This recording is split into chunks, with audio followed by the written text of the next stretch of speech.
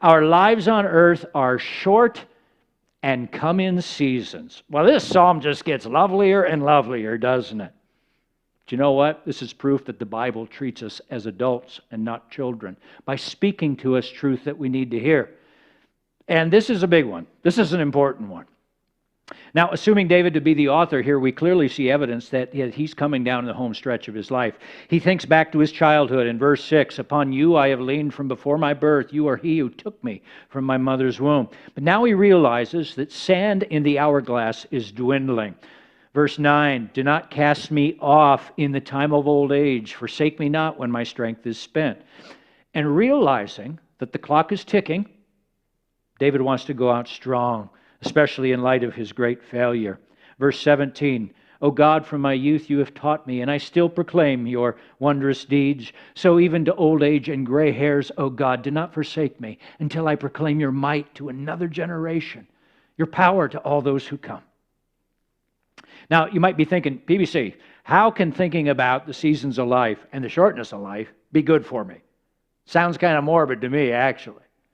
Reminds me of that scene in the movie, What About Bob? I don't know if you remember that. A great movie with Siggy. He just turned 7, little Siggy, and he's in bed, and Bob's there. They're camping, and Bob's across the bedroom, and he's in bed, and Siggy says, "We're all going to die. I'm going to die. I was just 6 yesterday." And then Bob's all bug-eyed looking at the ceiling right there. Some of you are thinking that way. That's what this psalm is like. But the fact of the matter is, it's highly beneficial for us to think about our mortality. And the Psalms, they're always trying to bring our attention to this fact. "Teach me, Lord, to number my days," says Psalm 90. Psalm 103, I'm trying to memorize this one right now. "As for man, his days are like grass. He flourishes like a flower of the field. For the wind passes over it, and it is gone, and its place knows it no more." In the Middle Ages, God's saints would often have skulls, actual human skulls, on their desk or on their bookshelves. And they were there to remind them that life is short. That they didn't have all the time in the world to get things right.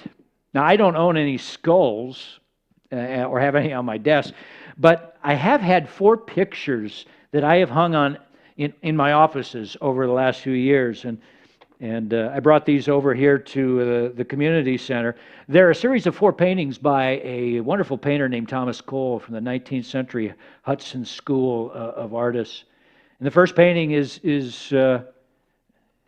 called, and we'll show these. I'll show these in the video. Want to look at that? First one's called simply Childhood, and it shows a baby in a boat, and the scene is bright and innocent and cheerful and full of life. And he's getting ready to embrace life. And the second painting is called Youth,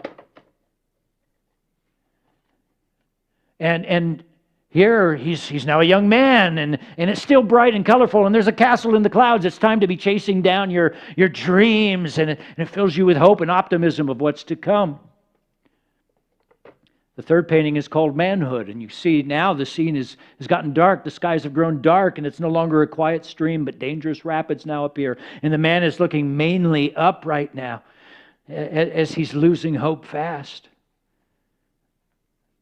And the final painting, it's called Old Age, where now the skies are completely dark except for one burst of light, one shaft of light, and that's all the man is looking at, for that's where his hope is right now. These paintings are my skull, reminding me that life is short and I don't have all the time in the world, and I need to make adjustments accordingly.